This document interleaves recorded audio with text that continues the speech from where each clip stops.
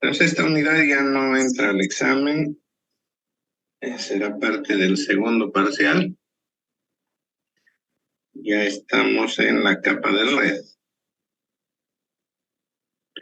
Decíamos que la capa de red es la que en parte, digamos, describe la subred, es decir, ese conjunto de elementos que nos permiten crear una red de redes, una red de redes LAN, ¿no? Lo que, digamos, de manera más popular se ha denominado la nube. Entonces, esta subred está formada por enrutadores que en esencia son computadoras porque tienen cierta capacidad de gestión de inteligencia, ¿no? Son unidades centrales de proceso, computadoras con memoria y un software, digamos, inmerso que le permite tomar decisiones ante ciertas instancias. La finalidad de esta subred es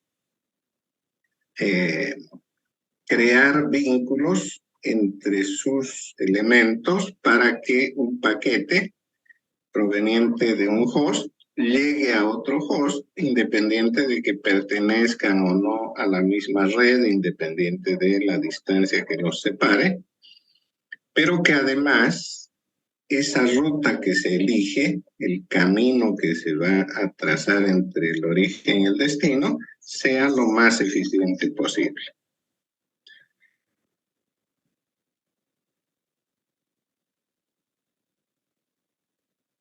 Entonces,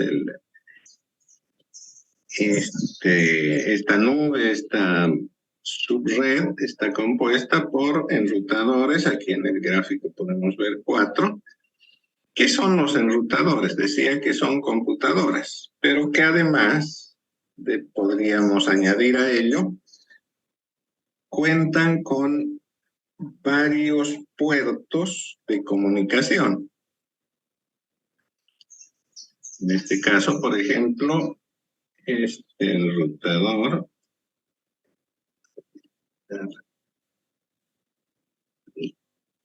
¿no? Este enrutador lo llamaremos X.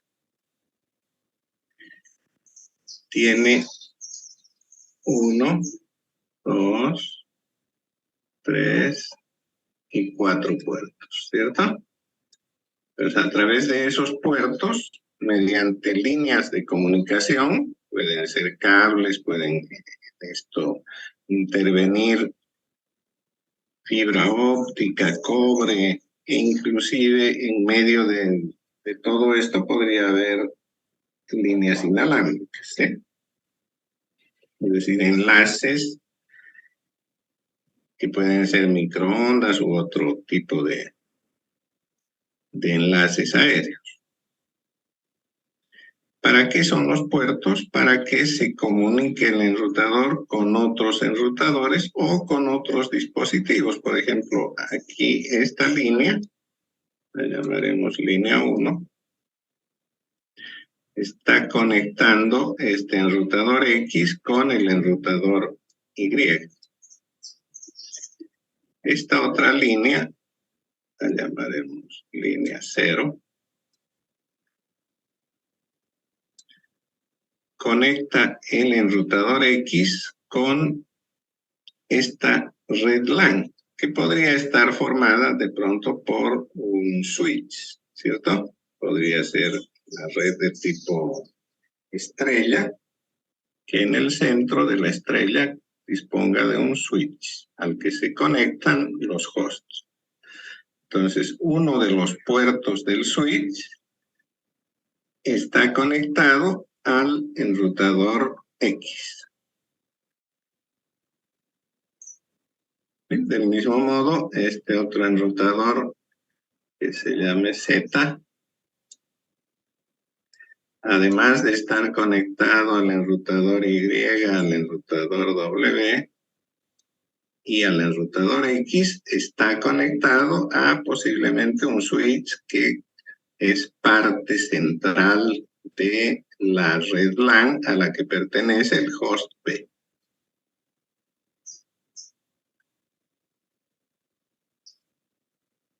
¿De acuerdo?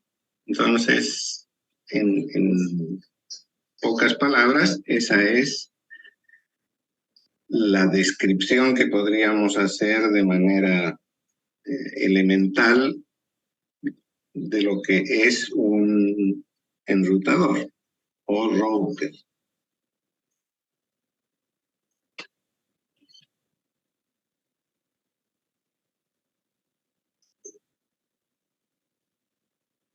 Pasemos a los aspectos de diseño de la capa de red.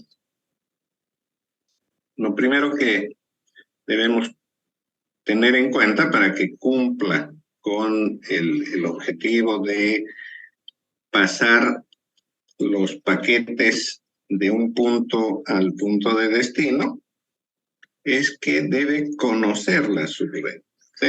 Es decir, debemos tener un conocimiento completo de la subred, porque de lo contrario no podríamos conseguir el objetivo de trasladar paquetes de un extremo a otro. Una vez conocida la subred, toca elegir la ruta más adecuada. Y, en tercer lugar, ser eficiente al elegir la ruta.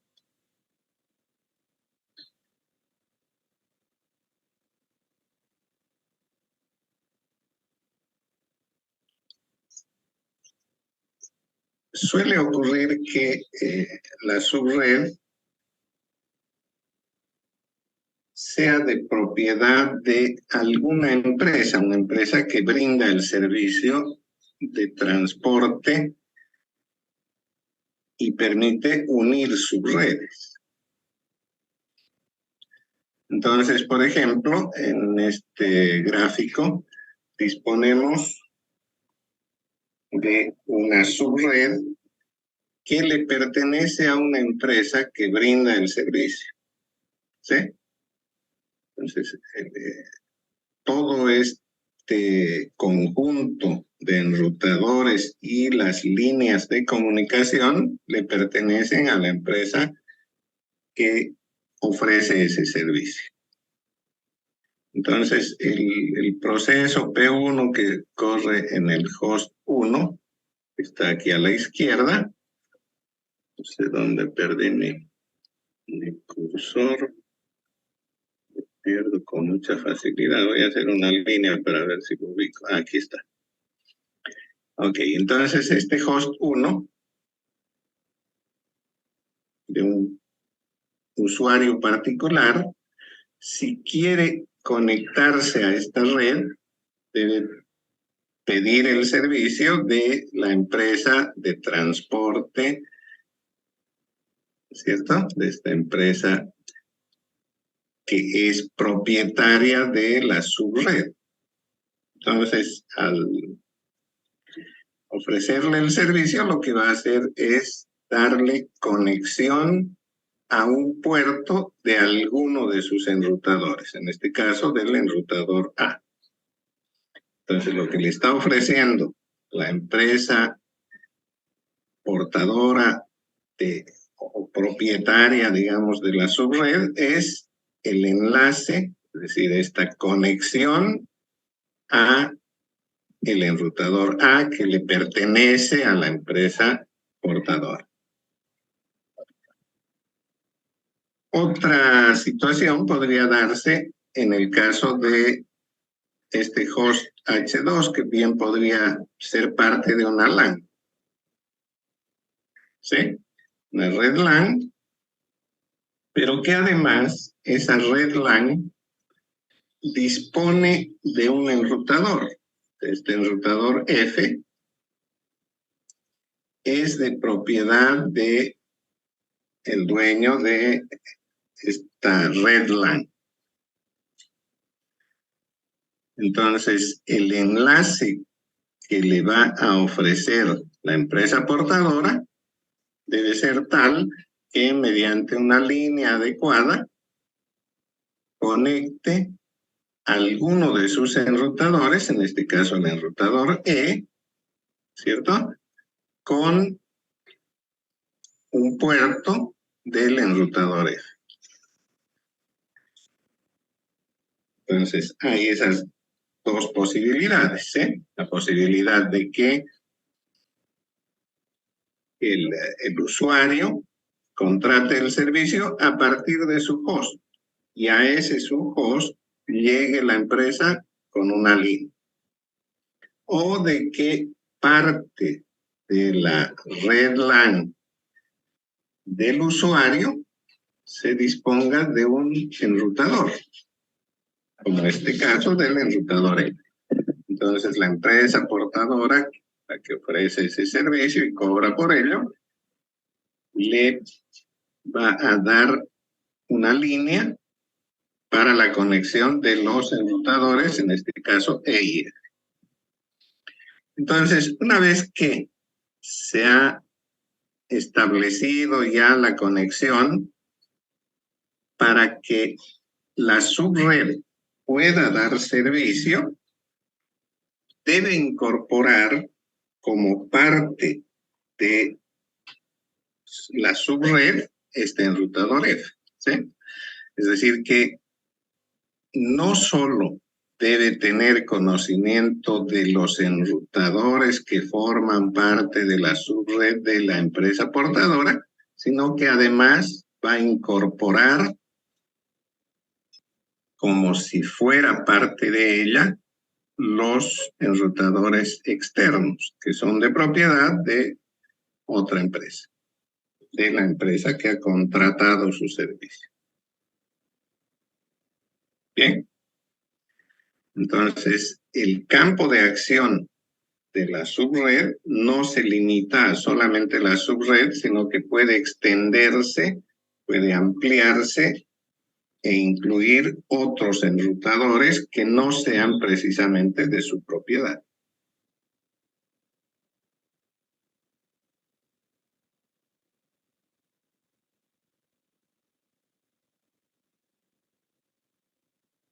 Para describir un poco los servicios que debe brindar la capa de red, vayamos a los objetivos de diseño. Primero, debe existir independencia de la tecnología de enrutadores, es decir, que no se puede concebir una subred que esté ligada a una marca, a un modelo de enrutadores, ¿eh? Debe ser totalmente independiente de la tecnología de estos. Segundo, la capa de transporte que está por encima de la capa de red, ¿no? La capa de transporte va a utilizar los servicios que la capa de red le brinda. Entonces, esta capa de transporte debe estar aislada de la cantidad, tipo y topología de los enrutadores. Es decir, que no tiene que haber ninguna relación de dependencia entre la topología de los enrutadores, la cantidad, las marcas, los tipos de estos, hacia arriba. ¿Sí? Entonces, la capa de transporte simplemente toma los servicios de la capa de red sin ver qué es lo que hay ahí debajo. O sea que el objetivo de diseño de la capa de red debe aislar a la capa de transporte de todo esto que significa cantidad de enrutadores, líneas de comunicación, toda la topología de él.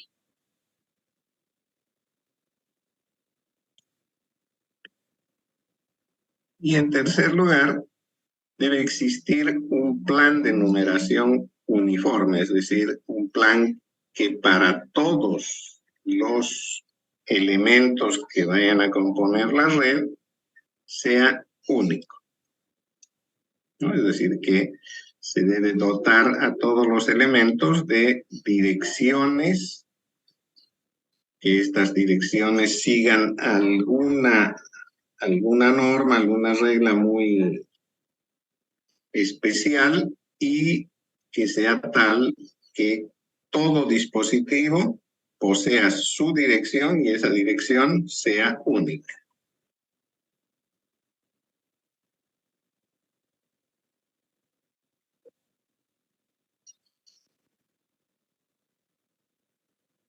¿No? Esto en consideración de que la red puede ser tan grande como para cubrir todo el globo terrestre, ¿sí? Entonces, fíjense los alcances que deberá tener el objetivo de diseño.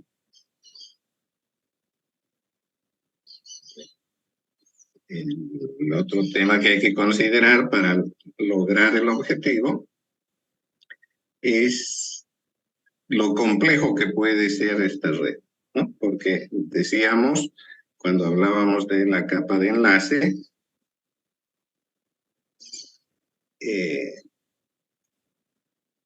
que en esta capa lo que se busca es simplemente la conexión de un extremo a otro, pero habíamos visto en la capa física estos lazos, digamos, entre un equipo y otro pueden ser de diversas formas, ¿eh?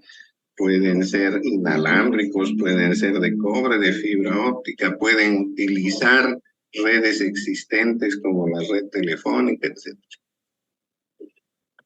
Entonces, el espectro total es bastante complejo, ¿sí? Pero hasta aquí, digamos, la capa de red lo que busca es brindar servicios a la capa de transporte valiéndose de los enlaces que le proporciona la capa inferior.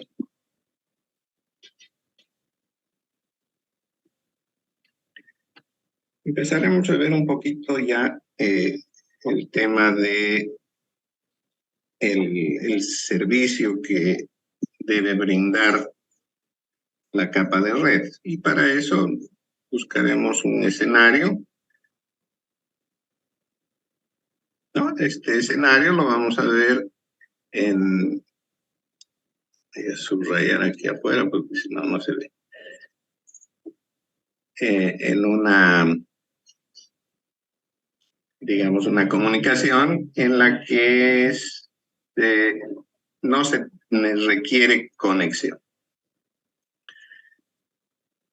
Entonces, lo que se pretende aquí es que el host H1, en el que está corriendo el proceso P1,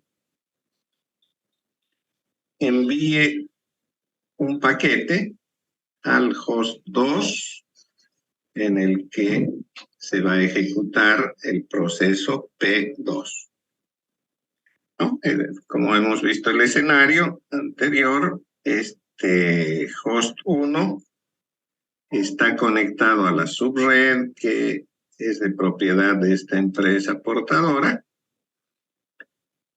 de manera directa a través de una línea hacia un enrutador, en tanto que el host 2 es parte de una red LAN en la que además hay un enrutador de propiedad de quien es dueño de la red LAN y mediante una línea se conecta a un puerto, ¿cierto?, del enrutador E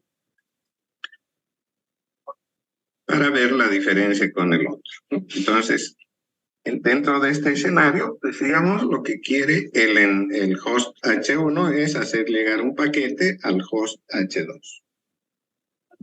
El paquete, como ya sabemos, está fraccionado.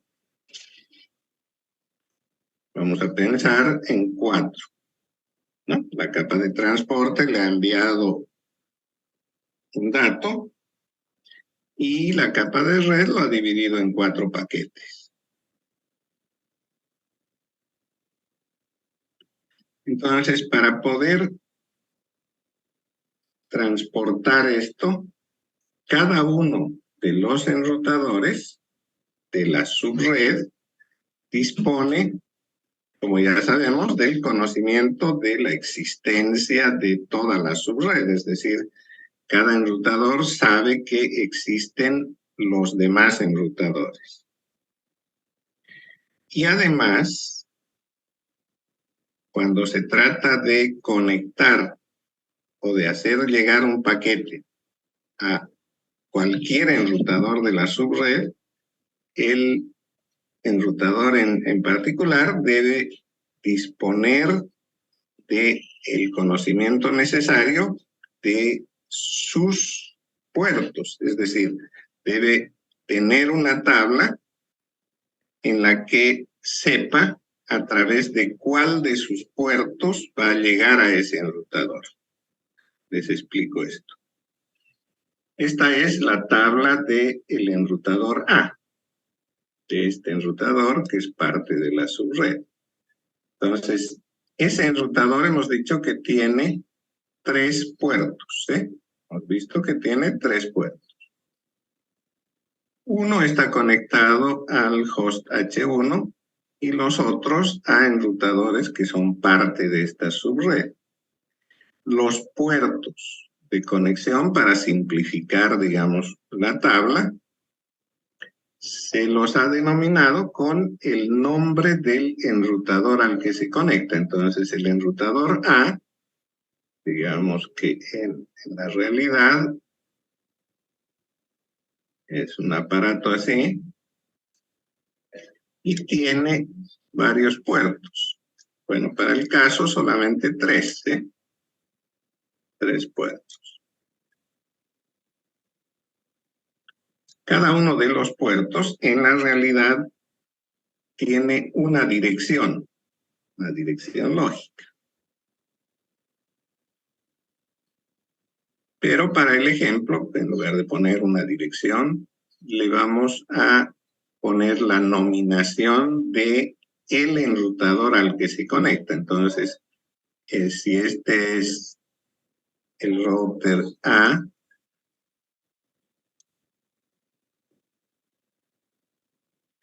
esos sus 3 puertos tendrán 2 de ellos la denominación del enrutador al que se conecta, el enrutador B en este caso, y aquí el enrutador C, ¿cierto? El otro, bueno, tendrá seguramente la dirección del host 1, le voy a poner H1.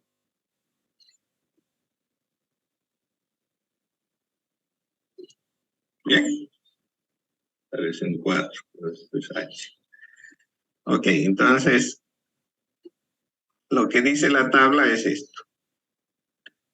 El enrutador A, para llegar al enrutador B, utiliza el puerto denominado B. Para llegar al enrutador C, como no hay cómo dudar, utiliza el puerto C.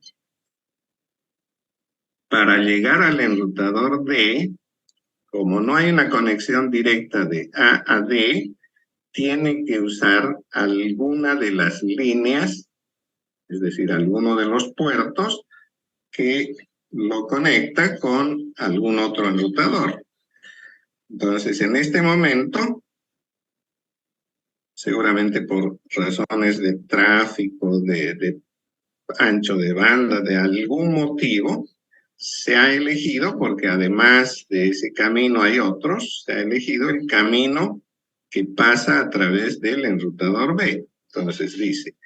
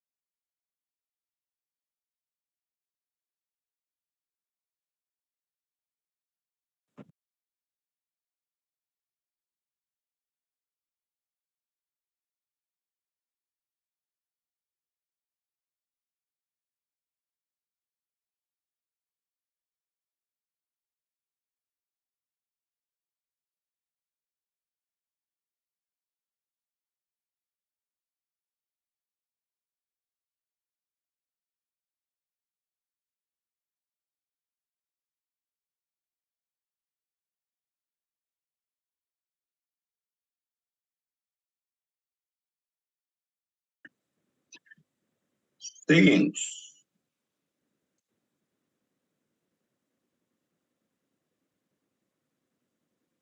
Estamos viendo este escenario. Ahí.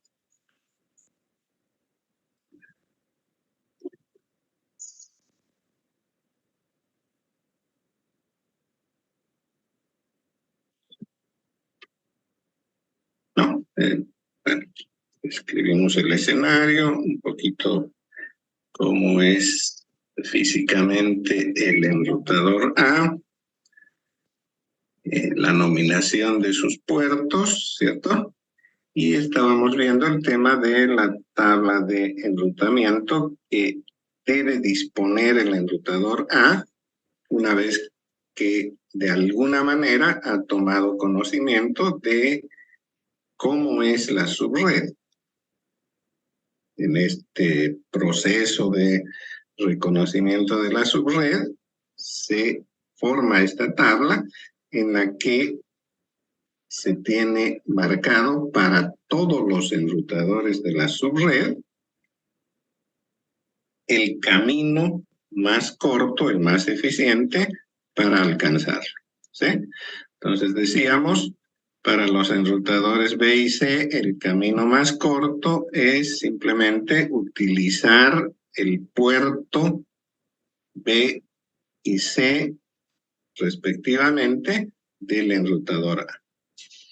En tanto que para llegar al enrutador D, se ha visto en ese momento que es más conveniente pasar a través del enrutador B. Entonces, para llegar a D, se utiliza el puerto B del enrutador A.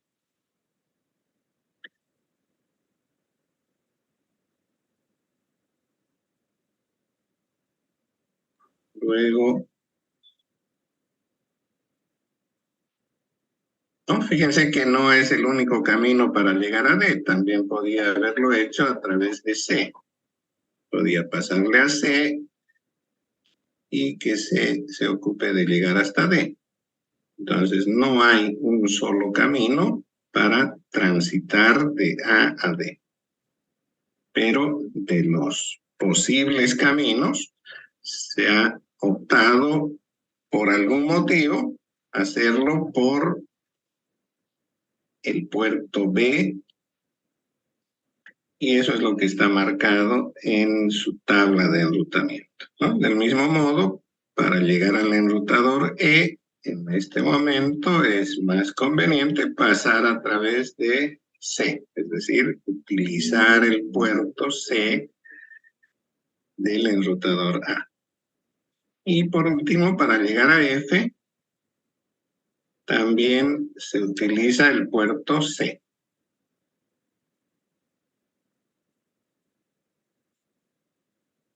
Bien, del mismo modo, así como el enrutador A tiene su tabla de enrutamiento, la tienen también los enrutadores de la subred. Bien, entonces, establecido el reconocimiento de la subred, la conformación de la tabla, al empezar a enviar paquetes, se utilizan estas tablas. Entonces, el enrutador A toma el primer paquete, el que está numerado como 1, y como habíamos mencionado, queremos llegar hasta H2. Entonces, el camino debe dirigirnos hacia el enrutador F. Para llegar a F, según la tabla, debemos hacerlo a través de la línea de comunicación C, es decir, el puerto C del enrutador A. Y eso transita a través de la línea y va a llegar a C. Seguramente C tiene su tabla de enrutamiento que le dirá por dónde va a continuar el paquete.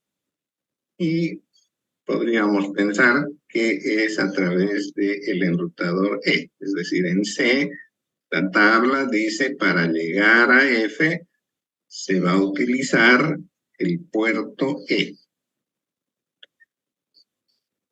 Entonces A pasó el paquete al enrutador C, liberó su buffer, inmediatamente toma el siguiente paquete, el 2, y va a seguir la misma ruta.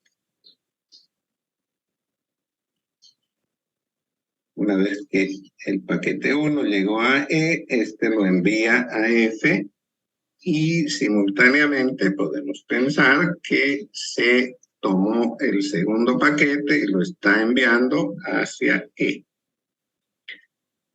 A, que ya está libre de paquetes, toma el tercero y lo envía hacia C. Bien, y vamos a suponer que mientras esto está ocurriendo, algo ha pasado en la subred y la tabla de A, que es una tabla que se va renovando continuamente en función del estado que puede tener la red, ¿no? En la subred podrían ocurrir muchas cosas. Que un enrutador se caiga por algún motivo, que se corte la línea de comunicación, ¿cierto? Podría ocurrir. No está exento de que pase eso. Y también podría ocurrir que exista mucho tráfico por alguna de las líneas. Que estén pasando muchos paquetes, entonces se ha hecho muy dificultoso utilizar esa línea y se tome la decisión de utilizar otra. Y pensaremos que eso es lo que ha pasado. Entonces, la inicial tabla del enrutador A se ha cambiado por esta, la que dice posterior. Teníamos para llegar a B el puerto B, eso se mantiene, para C el puerto C, para D el puerto B, para E estábamos pasando a través de C, pero seguramente esa línea está deteriorada o muy cargada, hay mucho paquete por ahí y se ha cambiado. De manera que ahora para llegar al enrutador E se ha decidido hacerlo por el puerto B y que B se ocupe de llegar a D y D a E. ¿Cierto? Entonces se cambió la ruta, ha cambiado la tabla de enrutamiento de el router A y ahora los paquetes que vayan a viajar hacia E lo van a hacer por B. Y por lo tanto, también cambió la ruta mejor para llegar a el enrutador F, ¿no? Entonces, de esto nos valemos para el cuarto paquete. Se han enviado 3, toca el cuarto, pero ahora ya no va de A a C, sino lo hace a través de B. ¿No? Entre tanto, ya había llegado el primer paquete al proceso 1. 2 está viajando de E a F, 3 de C a E, y 4 ahora lo hace de A a B. Y seguramente seguirá la ruta marcada por las tablas de enrutamiento de los enrutadores. Entonces, esto hace que la dinámica de la subred elija los caminos y que no siempre los paquetes vayan a seguir las mismas rutas. Esto podría provocar que un paquete llegue atrasado, llegue adelantado o simplemente no llegue al destino.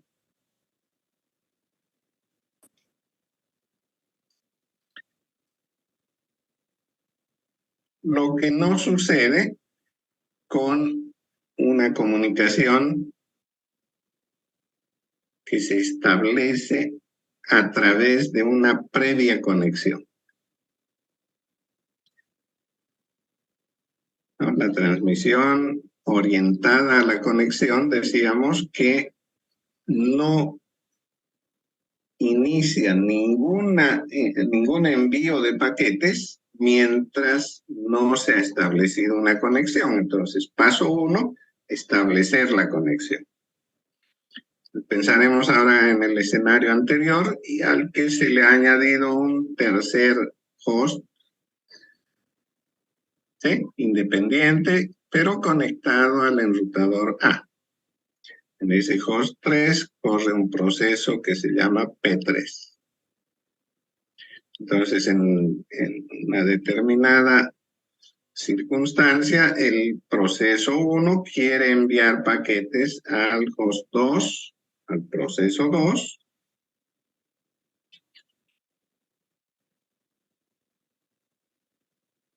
Para eso, antes de enviar ningún paquete, lo que hace es elaborar un circuito virtual, es decir, establecer una conexión fija y sostenerla para enviar todos los paquetes. Entonces, la ruta dice, del host 1, a través de la línea que lo conecta, se va a establecer la conexión 1. ¿No? Esa conexión 1, fuera del enrutador A, va a C, ¿cierto? Y C obviamente tiene también su tabla en la que se ha determinado que para esta conexión denominada 1, por fuera, pase al enrutador E. Y E, del mismo modo, establece que para la conexión denominada 1, se utilice la línea de comunicación que lo une con F. Entonces, una vez establecida esa conexión denominada 1, se la va a sostener para enviar todos los paquetes. Simultáneamente podría estar ocurriendo lo propio en el host 3. El host 3 quiere en este momento hacer llegar paquetes a el proceso 2.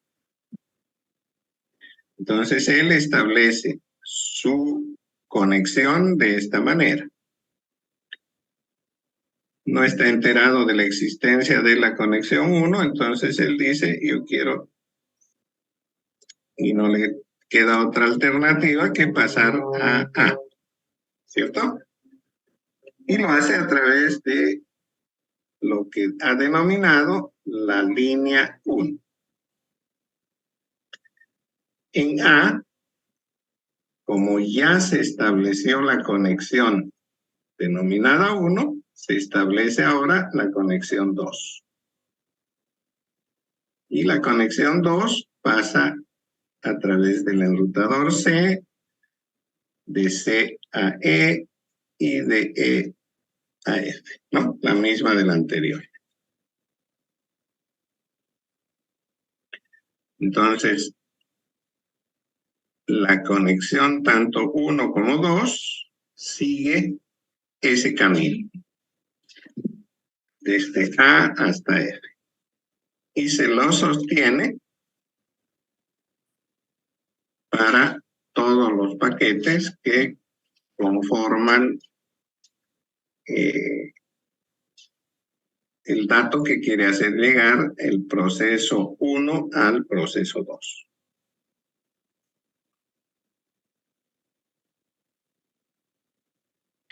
Bien, entonces, cuando hablamos de transmisión orientada a la conexión, estamos hablando de un circuito virtual.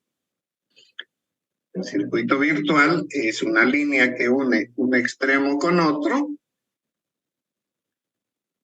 Físicamente existe, ¿sí? Pero podría tener otras alternativas. Sin embargo, de todas ellas se ha elegido una y a esa se la considera fija hasta que se libere.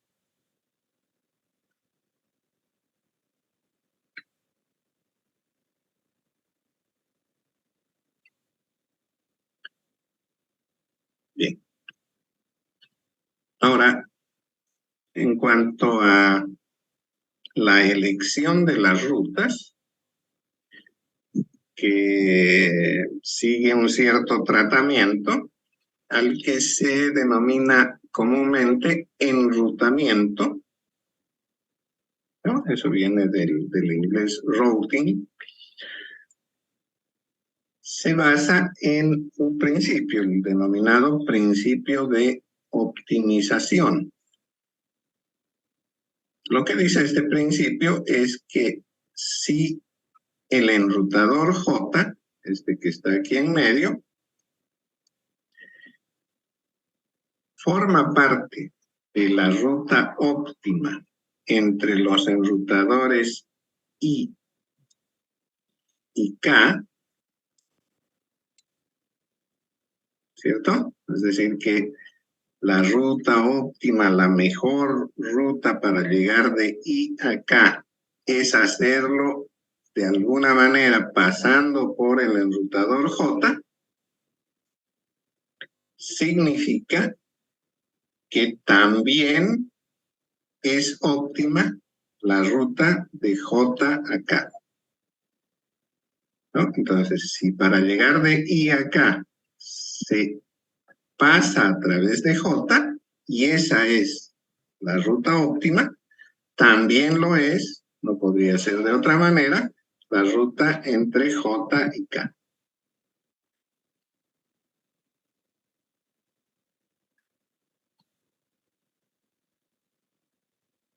Entonces, basados en ese principio, vamos a describir algunos métodos, algunos procesos, algunos algoritmos que nos permiten realizar esta tarea de enrutamiento. El primero que vamos a describir se denomina ruta más corta. Este enrutamiento se considera un enrutamiento estático, es decir, es un enrutamiento que se lo elabora antes de que empiece a funcionar la subred.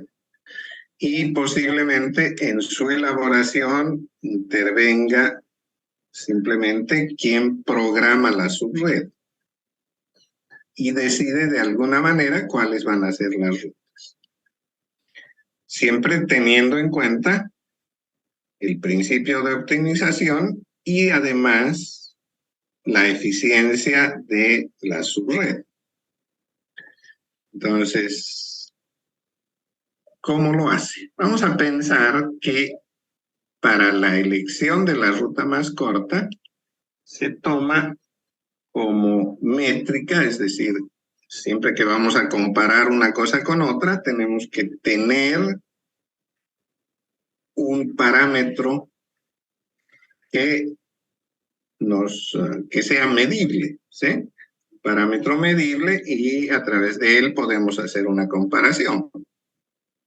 Entonces, en este caso, el parámetro que se utiliza podría ser el tiempo,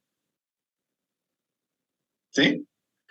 Podría ser tiempo y en este caso, para esta subred que está marcada ahí con, ¿cuántos son? 8 enrutadores, ¿sí? 8 enrutadores.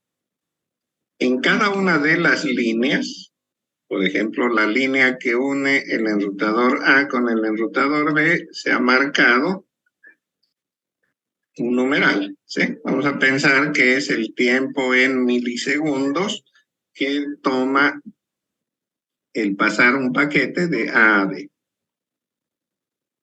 Del mismo modo, de B a C toma 7 milisegundos, etc. Bien, entonces lo que estamos buscando es que cada enrutador pueda llegar a todos los demás, a cualquiera de todos los demás, por la ruta más corta, es decir, por aquella que tome menos tiempo. La métrica elegida es tiempo,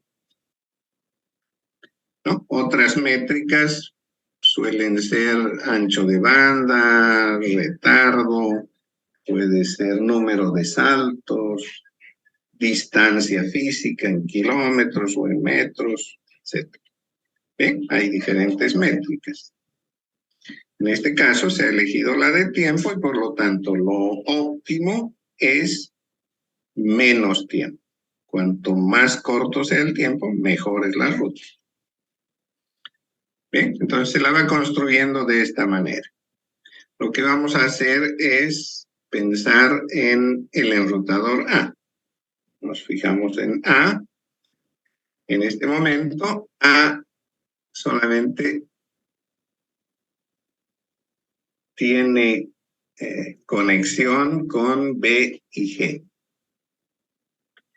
Entonces, si vamos a pretender llegar de A a B, lo que vamos a anotar para ello es el tiempo y cuál puerto se utiliza, ¿no? Entonces, pensando en el enrutador A, B dice yo puedo llegar al enrutador A y eso me va a tomar 2 milisegundos y utilizaré el puerto A, ¿no? B tiene 3 puertos, uno se llama A por el enrutador con el que está conectado, decíamos es más fácil hacerlo así, en la realidad no, si no se utilizan direcciones lógicas. Otro puerto se llama E y un tercero se llama C, ¿cierto? B tiene 3 puertos. Entonces dice, para llegar al enrutador A voy a utilizar el puerto A y esto me va a tomar 2 milisegundos.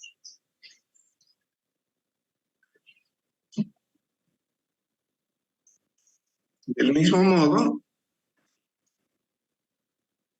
el enrutador G, ¿cierto?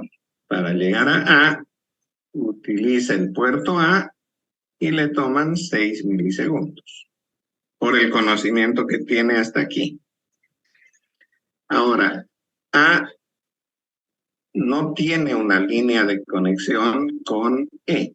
Sin embargo, puede llegar a él a través de alguno de los enrutadores con los que tiene una línea de conexión mediante sus puertos, ¿eh? Entonces, la conexión hacia E pasa por B, ¿cierto? Vean que aquí teníamos 2 milisegundos más otros 2, por lo tanto de A a E toma 4 milisegundos. Y el puerto a través del que se consigue llegar en 4 milisegundos es el puerto B.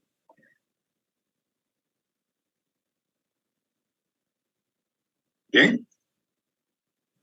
Entonces, de A a E, 4 milisegundos a través de B.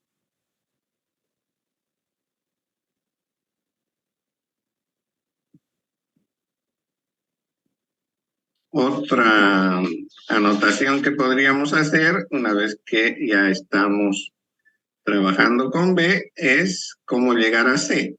¿Sí? Si de A a B toma 2 milisegundos, ahora le vamos a sumar estos 7, son 9 milisegundos y el puerto para hacerlo es el puerto B.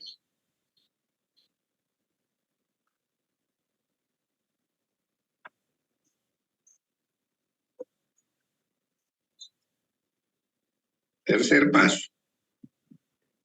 Fíjense aquí. Para llegar a G, inicialmente habíamos dicho 6 milisegundos utilizando la línea que une A con G. Sin embargo, una vez que conocemos o hemos tomado en cuenta la existencia de E, podemos descubrir que a G hay un camino más corto, ¿sí? Si lo hacemos por B y de B a E, de E a G, sumando los tiempos, son 2 más 2, 4 y 1, 5 milisegundos. Entonces, resulta, si comparamos con el tiempo directo de A a G, que es 6, más corto hacerlo a través de B, E a G, ¿cierto? Entonces, podríamos modificar ahora lo anterior con esto. Todavía no está modificado, ¿no? Este es el anterior, ¿sí? El que está aquí abajo es la tabla anterior que estaba acá. Simplemente la he copiado otra vez para utilizarla y construir la nueva tabla. ¿Sí? Habíamos descubierto la ruta más corta para llegar a G utilizando solamente 5 milisegundos.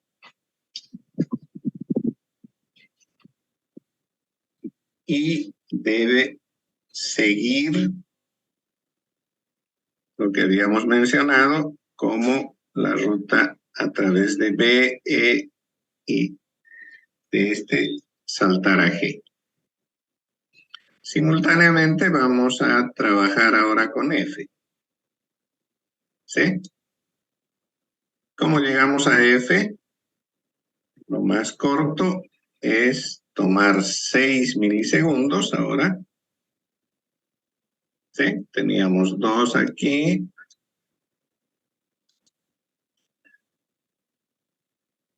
Más 2. Más 2 son 6 milisegundos, ¿sí? Entonces a F, 6 milisegundos a través de E. Partimos de eso y vamos a seguir construyendo. Todavía no tenemos fijados C, F, ¿sí? Y no tenemos conocimiento de H y D. Pero ya podríamos tomar conocimiento de la existencia de H y D, ¿sí? Porque F está conectado con H, C está conectado con D. Otra forma de llegar a H es G. Entonces, ahora vamos a fijar C. Decíamos C son 2 más 7, 9, ¿no? Este 2 más este 7 era 9. Posiblemente haya algo mejor. O con qué comparar, porque ahora ya conocemos cómo llegar a F, ¿sí? A F llegamos en 6 milisegundos, más estos 3 también hacen 9, entonces es indistinto hacerlo por F o hacerlo por B. ¿Sí? Para C es indistinto que pasemos por B o que lo hagamos por F. En ambos casos toman 9 milisegundos. Bien, estamos buscando la más corta. Como hemos encontrado el mismo tiempo, da lo mismo hacerlo por uno o por otro. Bien, nos quedamos con los 9. F queda fijado también en 6. No hay una ruta más corta, ¿sí?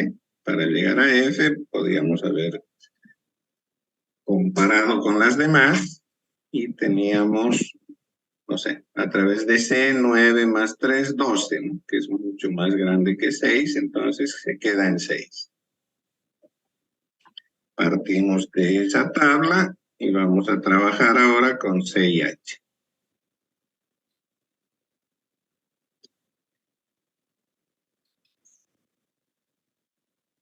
Para H, si aquí tengo dos posibles rutas, una es por aquí y la otra por aquí, ¿no? Si utilizamos G, teníamos 5 más 4, 9, ¿cierto? La otra alternativa, AF 6 más 2, 8, ¿cierto? Entonces, de las dos alternativas, una es 9 milisegundos y la otra es 8, elegimos la más corta y queda fijado ahora en 8.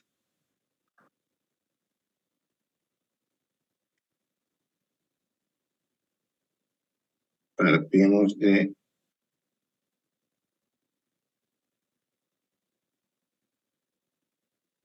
Bueno, aquí parece que se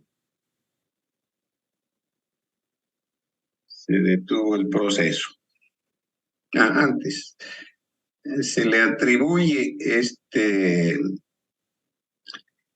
esta metodología, denominada ruta más corta, a un señor que debe haber sido seguramente europeo del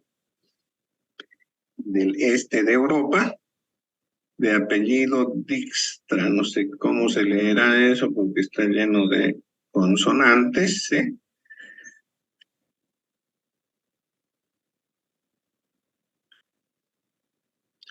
Bien, entonces este algoritmo de búsqueda de enrutamiento, denominado ruta más corta, decíamos, es un método estático que se basa en comparación de rutas para alcanzar la más corta, ¿no? Debe considerar alguna métrica.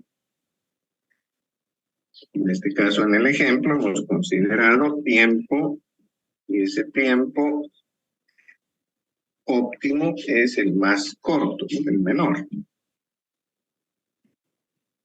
Si hubiéramos utilizado, por ejemplo, ancho de banda, buscaríamos el mayor ancho de banda como el mejor, ¿sí?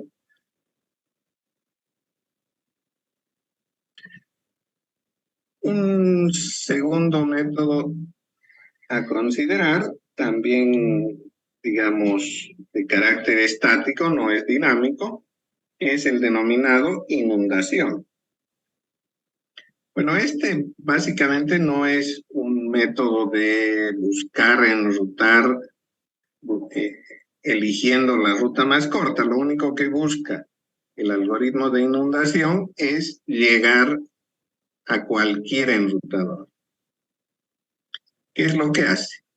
Si suponemos que este enrutador que se llame A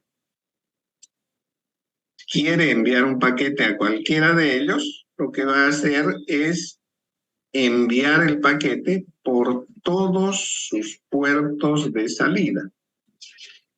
¿Ya? Entonces envía por aquí y envía por aquí. El paquete le llega a B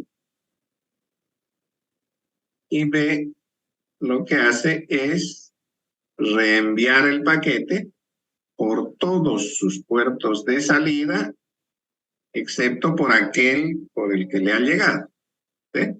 Entonces llegó por esta línea, él utiliza las otras dos.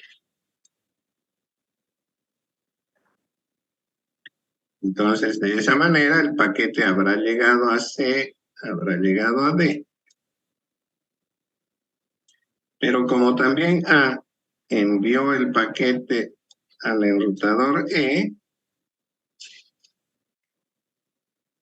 este cumple con la misma tarea. Llegó por esta línea, por este puerto, lo repite, lo reenvía por sus dos puertos restantes. Entonces, de esa manera, habrá llegado a F y a G, ¿cierto? Entonces, independiente de cuál era el enrutador de destino, la inundación lo que va a hacer es que al llegar a todos se asegure de que llegó al destino. Seguramente el enrutador que es destino lo va a procesar y los demás lo descartarán, ¿sí? Sin embargo, bueno, lo que se busca a través de la inundación no es precisamente enviar paquetes de un extremo a otro. Se puede utilizar más bien este procedimiento de inundación para que un enrutador que ingresa a la subred, ¿no? Supongamos que el enrutador A estaba en mantenimiento, estaba apagado por algún tiempo, entonces el resto no tiene conocimiento de que A existe, ¿sí? Si estaba apagado, lo han descartado de sus tablas de enrutamiento. Entonces, para los demás, A no existe. Cuando A ingresa nuevamente en funcionamiento, se vuelve a encender, ha terminado el mantenimiento o lo han cambiado por otro, no sé qué. Ingresa A, inmediatamente lo que hace es enviar paquetes de inundación y lo hace por todos sus puertos, de manera que la inundación garantiza que éste va a llegar a los demás, ¿no? Y en ese paquete podría ir la identificación de A y decir, hola, soy A, pertenezco a la subred. Entonces los demás toman conocimiento y lo anotan en su tabla de enrutamiento. Lo consideran para posibles envíos de paquetes. ¿Bien? Entonces, ese podría ser el fin de la inundación. Sin embargo, en este esquema mostrado aquí, la inundación tendría un fin, ¿sí? Habría terminado ahí porque se recibió a través de la única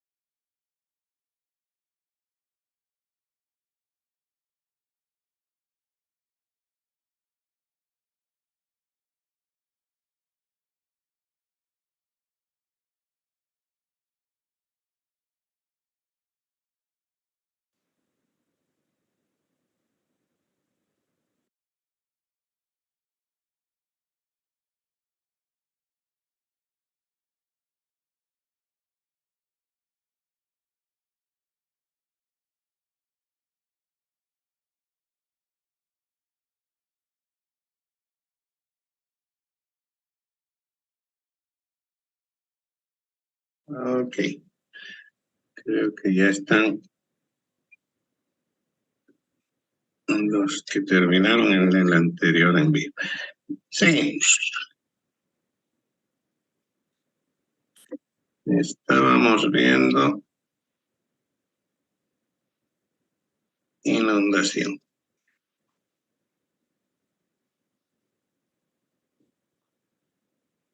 Entonces decíamos que el escenario este hace que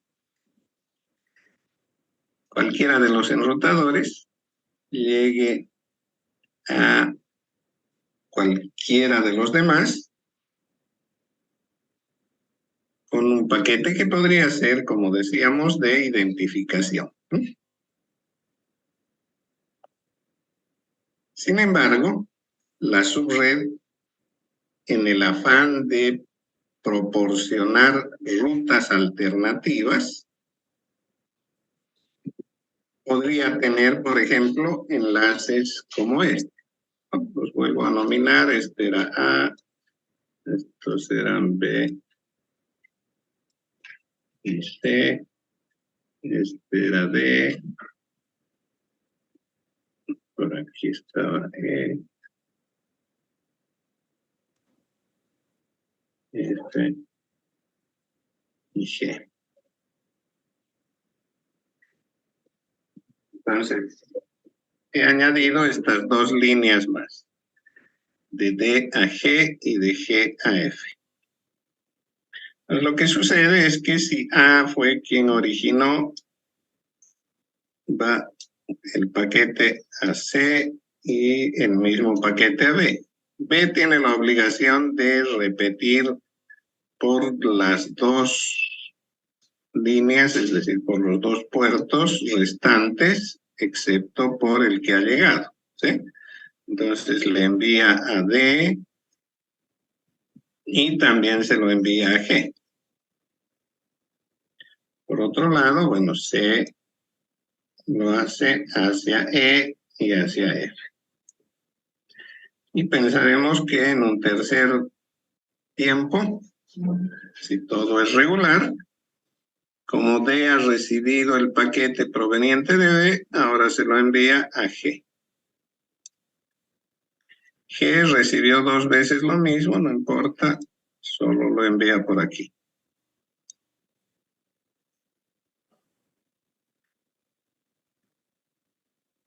Bien, si no hubiera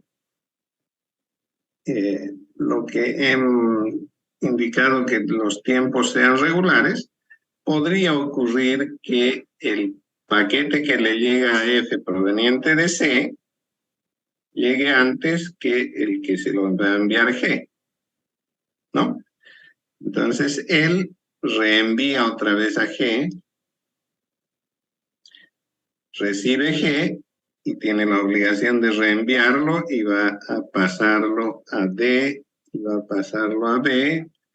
B reenvía otra vez a D y reenvía a A, ¿cierto? Y A va a repetir toda la historia. Entonces, la inundación crece hasta el infinito. Cada enrutador va a recibir, va a reenviar. Más tarde otra vez recibirá el mismo paquete, lo vuelve a reenviar y así. Entonces habrán copias del paquete por todo lado. Y la inundación no termina, no tiene fin. ¿Cierto? Entonces habrá que buscar algún método para frenar la inundación, para que la inundación no crezca de manera infinita.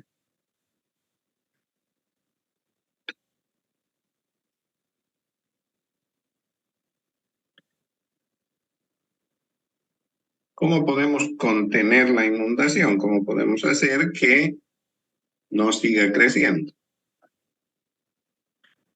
Una alternativa es poner un contador en cada paquete. Cuando un enrutador envía un paquete, le pone un contador. El enrutador que recibe el paquete, antes de reenviarlo, le descuenta 1 al contador. Entonces, si inicialmente el contador tenía 3 para reenviarlo, lo reenvía con 2. El siguiente enrutador que recibe esto, toma el contador 2, le descuenta, se hace 1, y cuando llega a 0, el enrutador ya no tiene la obligación de reenviar. Entonces, este contador va a hacer que los paquetes tengan un tiempo de vida limitado y ya no sigan creciendo en la subred. Ahora, la elección del contador tiene que ser cuidadosa, ¿no? Porque si lo ponemos muy pequeño, podría perderse antes de llegar a todos los enrutadores. Entonces, se debe elegir como límite de la cuenta, como tiempo de vida, digamos, ideal, la cantidad de saltos más grande, ¿no? Si lo que estamos haciendo es contar los saltos, entonces a esto se conoce como el diámetro de la red. El diámetro de la red es la distancia más grande entre un enrutador y otro. En este caso, contada en número de saltos. ¿Sí? Entonces, por ejemplo, si tengo enrutadores así como estos,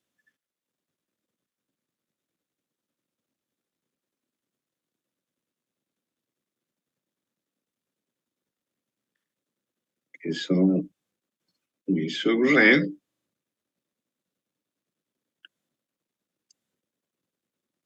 voy a poner líneas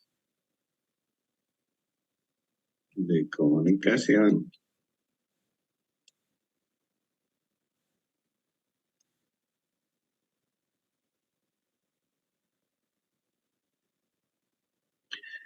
Entonces voy a elegir como diámetro o como distancia más grande, ¿no? Fíjense que, por ejemplo, para llegar de este enrutador 1 al enrutador 2, la distancia es 1, ¿cierto? El número de saltos es 1. Pero para 3, de 1 a 3, la distancia medida en número de saltos es 2. ¿Sí? Y para este enrutador 4, desde 1 vendría a ser 3, ¿cierto?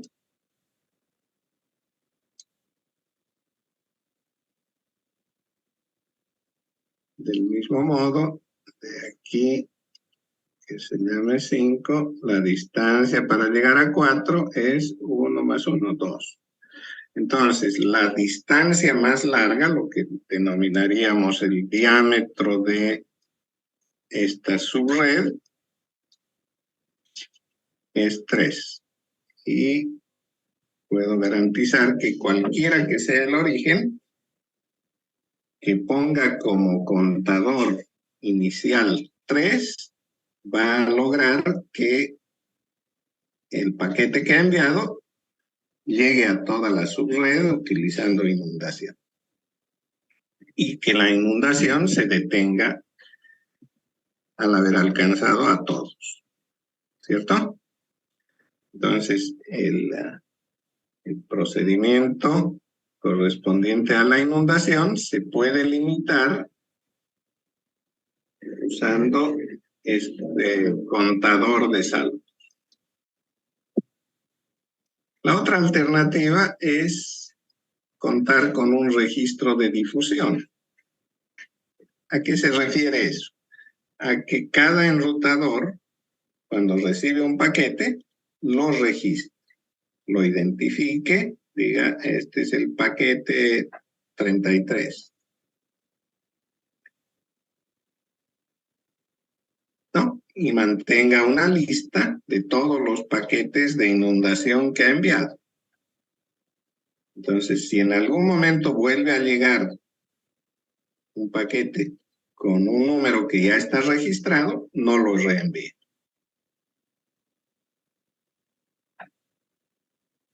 ¿Cierto? Y de esa manera se frena la inundación.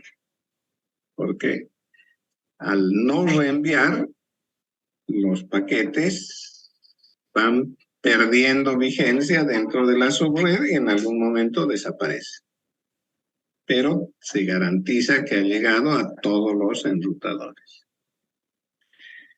Y una tercera, un tanto más compleja, es la inundación selectiva, es decir, que cada enrutador no va a cumplir con lo que habíamos mencionado de reenviar por todos sus puertos, sino que lo va a hacer de manera selectiva. De todos los puertos que dispone, dice, solamente voy a enviar por estos 2. Y cada uno hace lo mismo, entonces de alguna manera se va a frenar la inundación. ¿No? Un poco más complejo porque hay que hacer una selección muy detallada, de manera que no se produzca ninguno de los dos extremos, es decir, que se consiga llegar a todos, que no haya redundancia, ¿cierto? Entonces, ninguno de los dos extremos, ni que alguno quede sin recibir su paquetito y que tampoco se produzca un exceso de estos y que sea incontenible.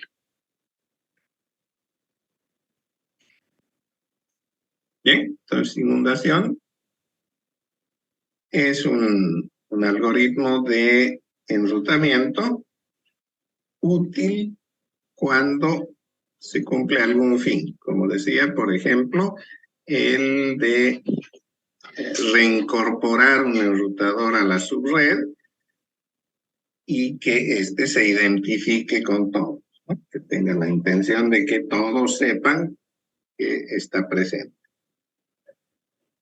Bien, y hemos visto alternativas de frenar esa inundación, de contenerla. El siguiente método que vamos a describir se conoce como vector distancia, y este ya es de carácter dinámico, ¿no? Los anteriores eran estáticos. Este es dinámico, ¿por qué? Porque se va modificando en función del comportamiento de la subred. Se basa en la construcción de vectores o tablas de enrutamiento. Entonces, cada enrutador tiene la obligación de conformar su tabla. En esa tabla marca todos los enrutadores que conforman la subred y cuál el camino que va a seguir para llegar de manera más eficiente. Entonces, por ejemplo, aquí se han anotado las tablas de enrutamiento del enrutador J. J va a ser el que vamos a tomar como guía. Entonces, el enrutador J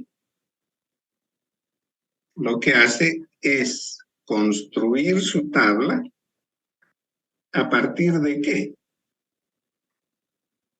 De las tablas que le llegan de sus enrutadores vecinos, de aquellos con los que tiene línea de comunicación. Entonces, cada enrutador tiene la obligación de enviar su propia tabla a los enrutadores vecinos cada cierto tiempo. Cada 20 milisegundos, 30 milisegundos, dependiendo de cómo se configure la red, todos los enrutadores envían sus tablas a los enrutadores vecinos. Entonces, J, para el ejemplo, ha recibido de los enrutadores, ¿quiénes son sus vecinos? Son A, ¿cierto? Hay una línea de comunicación de J a A, por eso es que A le envía su tabla de enrutamiento. ¿Qué dice la tabla de A?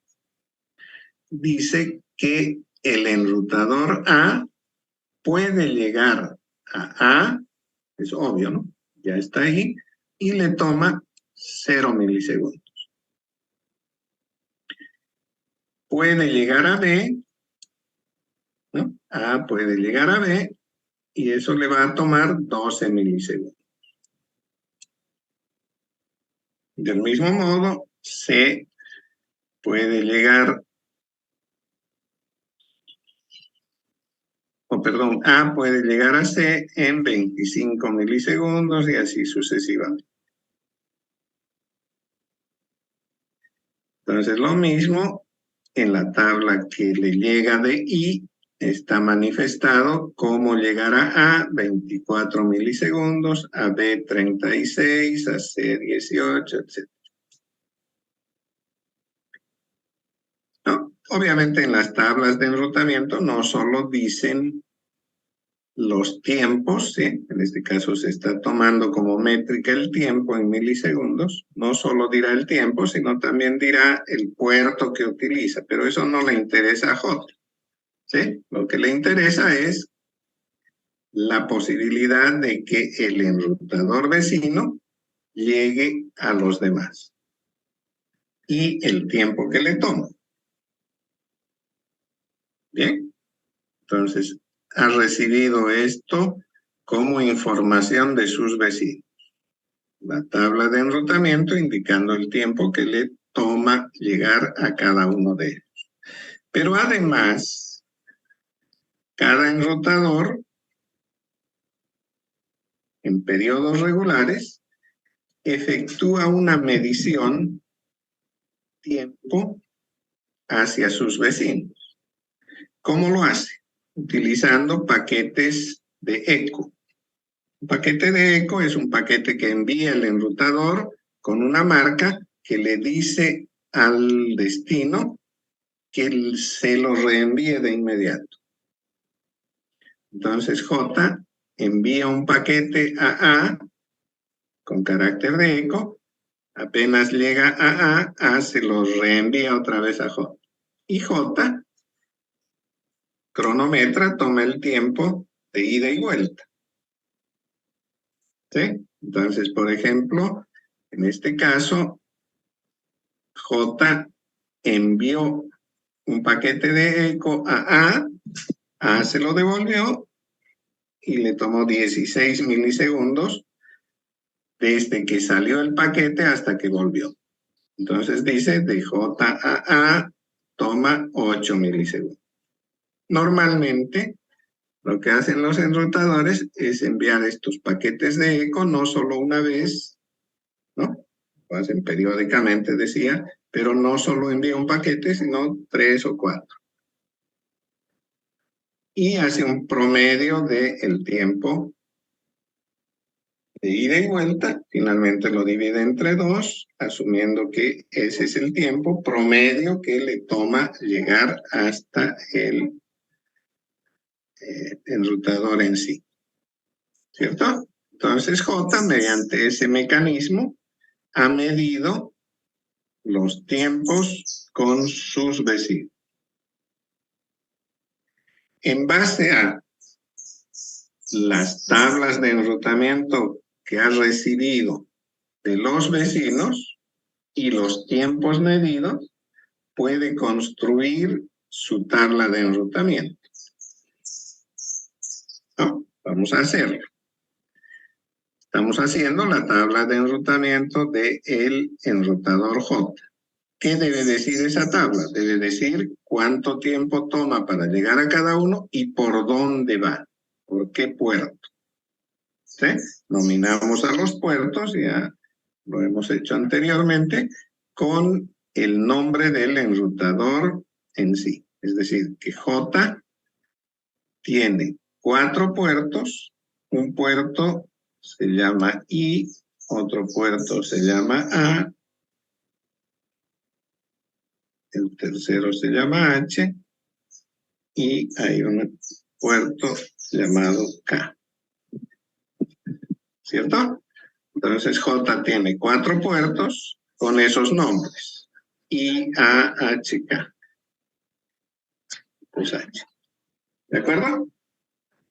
Entonces, en su tabla de enrutamiento va a anotar el enrutador en sí, a qué quiere llegar, cuánto tiempo le toma y qué puerto debe elegir. Empezaremos con A. ¿Cómo hace J para llegar a A de la manera más eficiente, es decir, usando el menor tiempo posible? Fíjense que de J a A hay una ruta directa.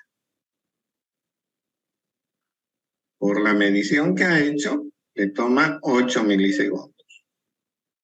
¿Cierto? Si utilizaría el puerto A, le va a tomar 8 milisegundos. Ahora, si utiliza el puerto I, que es una segunda alternativa, de I, por lo que él dice, tarda 24 milisegundos, más los 10 que le toma llegar hasta I, a A llegaría en 34 milisegundos, ¿sí? En 34 milisegundos. 34 es mucho más de 8, ¿sí? Entonces dice, descartado I. Más corto es hacerlo por A. Hagamos la comparación con H. Si utilizo el puerto H, me toma 20 milisegundos llegar de H a A, más 12 que me toma llegar a H, son 32 milisegundos. Descartado porque es más grande.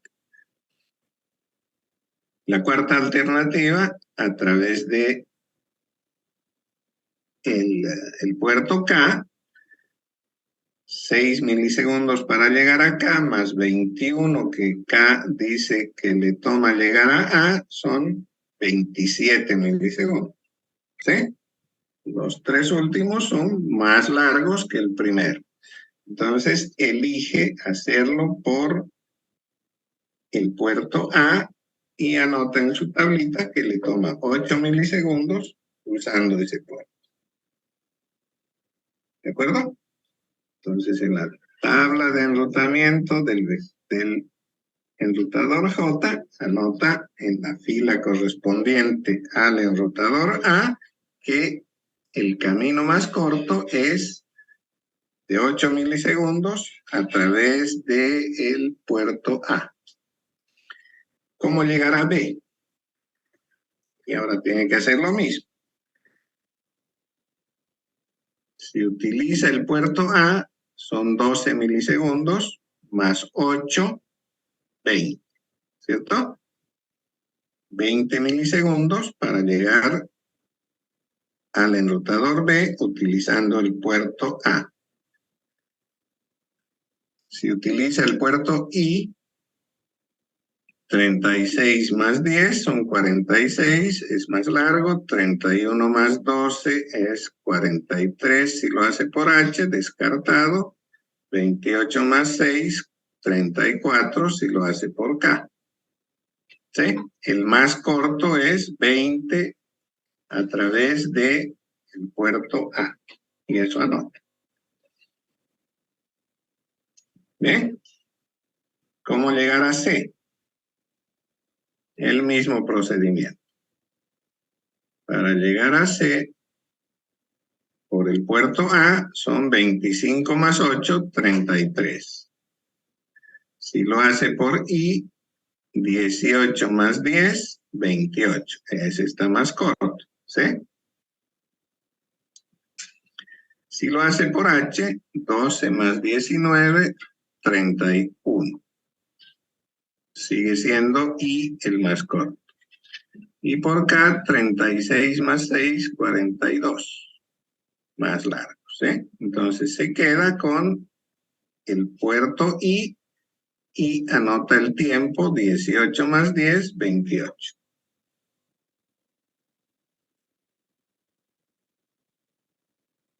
Del mismo modo hará el mismo cálculo con la misma dinámica para el enrutador D y para E, ¿no? Para D resulta ser 20 milisegundos por H.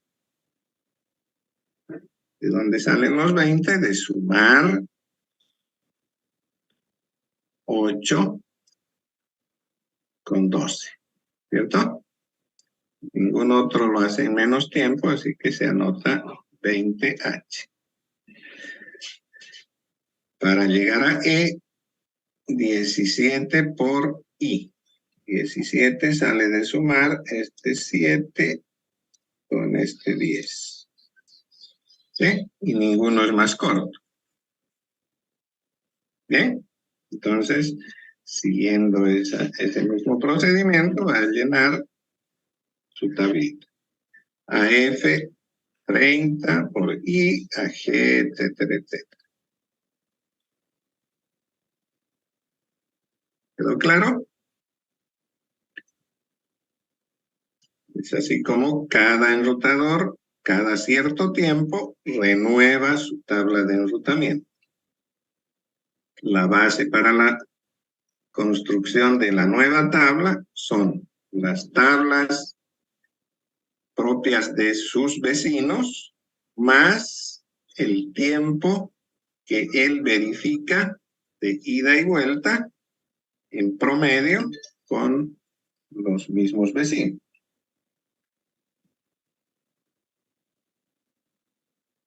Bueno.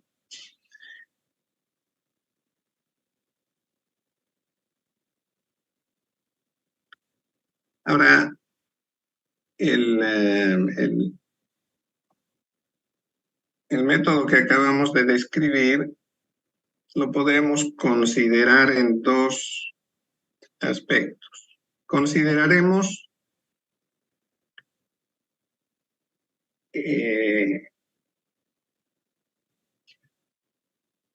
esa subred, ¿no? La subred lineal, simplemente como ejemplo, vamos a pensar que hay 5 enrutadores, A, B, C, D y E, pero que inicialmente estaban trabajando solo 4. B, C, D y E. A veces el tiempo que nos limita. Bueno, entonces, inicialmente teníamos solo 4 enrutadores y estos habían construido sus tablas y se conocían ya. Y de pronto entra el enrutador A formar parte de la red. Entonces empiezan a conocerse a través de intercambios. Tras el primer intercambio, B toma conocimiento de que existe A y dice, a A llego, vamos a pensar que ahora la métrica empleada para la construcción de las tablas es número de saltos. Entonces B dice, yo puedo llegar a A con un salto. Lo registra en su tabla de enrutamiento y cuando le toca, se lo pasa a C. Entonces ahora C ya sabe de la existencia de A y dice, hay un enrutador nuevo que se llama A, lo voy a anotar en mi tablita, y mi vecino B dice que puede llegar a él en un salto.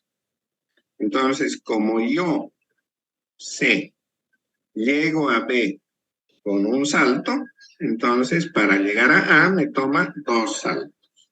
Y eso es lo que anota en su tablita. Bien. Esa tabla construida por el enrutador C, en el siguiente intercambio se lo va a pasar a D. Le pasa la tabla a D y ahora D ya sabe que existe A y que C puede llegar con 2 saltos. Él le suma 1, que es lo que le toma para llegar a C, y en su tabla nueva D dice A 3 saltos. En el cuarto intercambio, recién le llega la tabla de D a E conteniendo esa información, la existencia del enrutador A. Entonces, E lo marca como existente a A y dice, para llegar a él, debo hacerlo por D. Como a D llego en un salto, a esto le sumo los 3 que dice D para llegar a él y anota 4. Bien, entonces han tomado 4 intercambios para que todos sepan de la existencia de A. La buena noticia, tardó 4 saltos. Ahora pensaremos en el otro escenario, que podríamos llamarlo de mala noticia. Resulta que estaba operando la red ahora con los 5 enrutadores, está incluido A, pero que en algún momento A se apagó. Se cortó su línea, lo apagaron para hacer mantenimiento, se quemó un fusible, ya no funciona, cualquier cosa. Entonces A salió de la subred.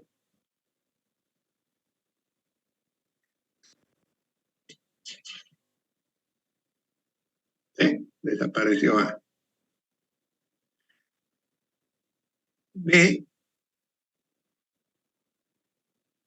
cuando va a hacer la medición por intercambio o por mensaje de eco, se entera que ya no puede llegar a A. Pero, como hay intercambio de tablas, C le dice, yo tengo marcada la existencia de A y a él puedo llegar en 2 saltos. Ah, qué buena noticia, dice B. Entonces, como yo llego a C en un salto, más los 2 que él dice, anoto 3 en mi tabla. ¿Sí? Entonces B dice, yo puedo llegar a C, a A, en 3 saltos. Lo demás está sin cambio. Ahora B le pasa su tabla de enrutamiento a C. Y C dice, yo llego a B en un salto, más los 3 saltos que dice B necesarios para llegar a A, hacen 4. Tras 2 intercambios, B ahora dice que para llegar a le toman 3, C dice que le toman 4. Los demás siguen manteniendo lo inicial. Nuevo periodo, nuevo intercambio de tablas. D recibe la tabla de C en la que dice que para llegar a A le toma 4 saltos. Suma 1 para llegar a C y ahora anota 5. Lo propio hizo B. 4 que dice C más 1, 5. Entonces han pasado 3 intercambios y todavía creen que pueden llegar a A y cada vez toma mayor cantidad de saltos. ¿Sí? Entonces han llegado 5 intercambios y esto sigue creciendo. Y lo va a hacer indefinidamente. ¿Cierto?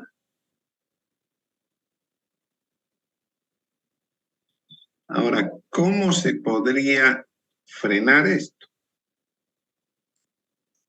La forma de frenar esta creciente idea de que existe A y se puede llegar a él es a través de poner un límite. Un límite que, como estamos hablando de saltos, estaría referido al diámetro de la subred. Es decir, no hay número de saltos más grande que el del diámetro de la subred. Entonces, si el número de saltos calculado supera ese límite, lo voy a considerar como infinito, y el infinito quiere decir que no se puede llegar a ese enrutador. Bien, entonces ahora trabajemos bajo esa premisa.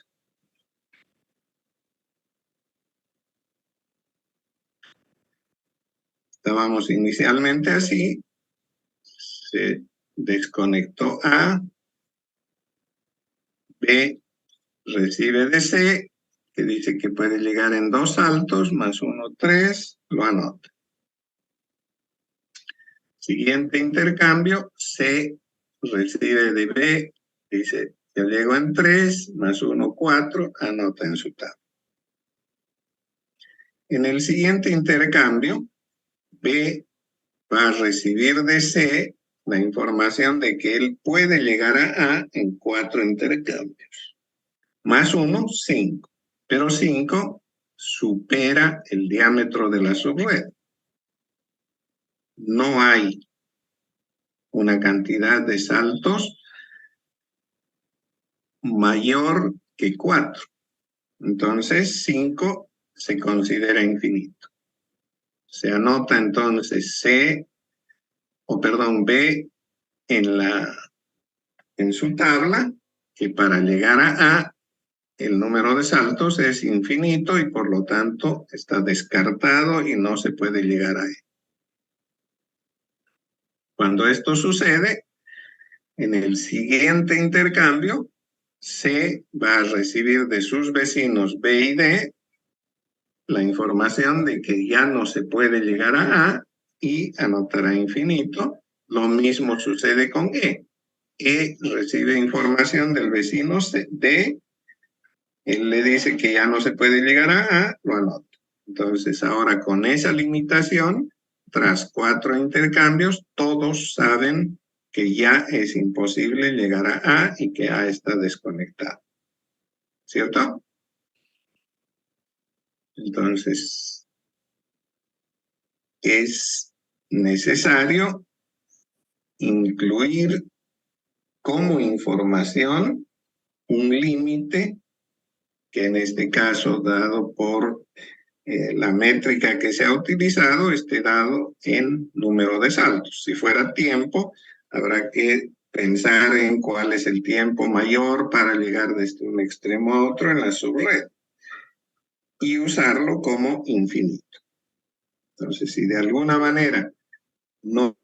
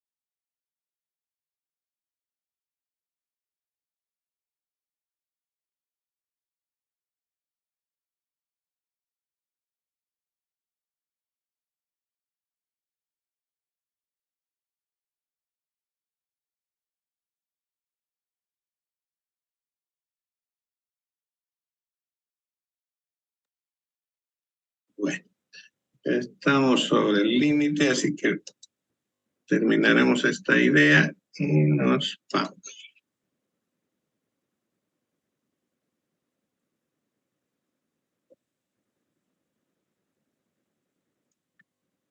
Bueno, habíamos visto que limitando el parámetro de medición en función de el diámetro de la subred, podemos fijar el infinito y de esta manera determinar que un enrutador ya no se puede considerar en la subred y debe quitarse. Aquí hay más tarea para ustedes.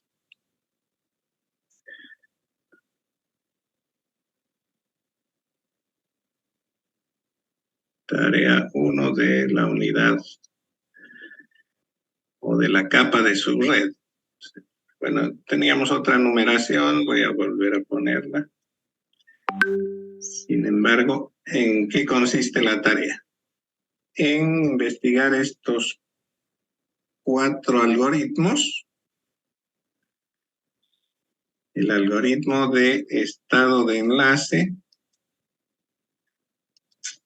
que es un algoritmo que se suele utilizar en la capa de red. Los demás sirven un poco más como referencia, el jerárquico, por ejemplo. Un tercer tema es la particularidad de las redes móviles. ¿Qué algoritmos utilizan para el enrutamiento? Y una otra red bastante particular es la conocida como red ad hoc. Una red ad hoc es una red que no tiene estructura, no hay una infraestructura, no hay una subred conformada por enrutadores, sino que cada uno de los hosts hace la función de enrutador, ¿no? Entonces tiene su particular algoritmo de enrutamiento. Entonces, tema 1, otros algoritmos, los 4 que he citado para casos genéricos, el caso de estado de enlace y el jerárquico, y para casos particulares, el de las redes móviles y las redes ad hoc. Un segundo tema es el control de la congestión. ¿Cómo hace la subred para controlar lo que se considera como congestión? El hecho de que muchos paquetes quieran atravesar algún enlace.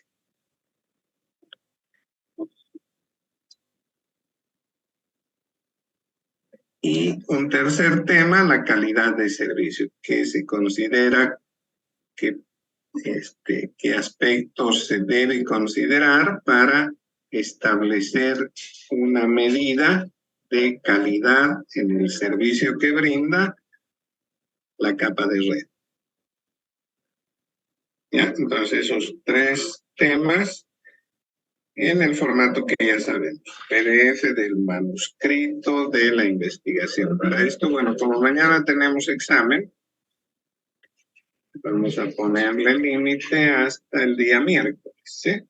Pues el límite de entrega es el día miércoles, no mañana. Con eso nos despediremos. Continuaremos el día miércoles con el avance de el tema de la capa de red. Mañana nos encontramos a las 8 en... todavía no tengo el aula, yo creo que va a ser en el segundo piso de la facultad, ¿ya? Módulo 236, segundo piso, posiblemente aula 25. Ok, Inge. Bueno, empezamos a ver el aula antes del examen. Muy bien. Estudien, que les vaya bien, cuídense. Ok, Inge, ¿cómo está Dígame. estudiando? No, la Ok. pregunta, el examen va a ser escrito y práctico, ¿no? Sí, sí, tiene dos partes. Una parte, digamos, corta con selección múltiple y la otra de desarrollo con algún problema práctico. Bien. Ok, ingeniero. Entonces, Ok, nos vemos nos mañana. encontramos mañana. Muy bien. Hasta luego.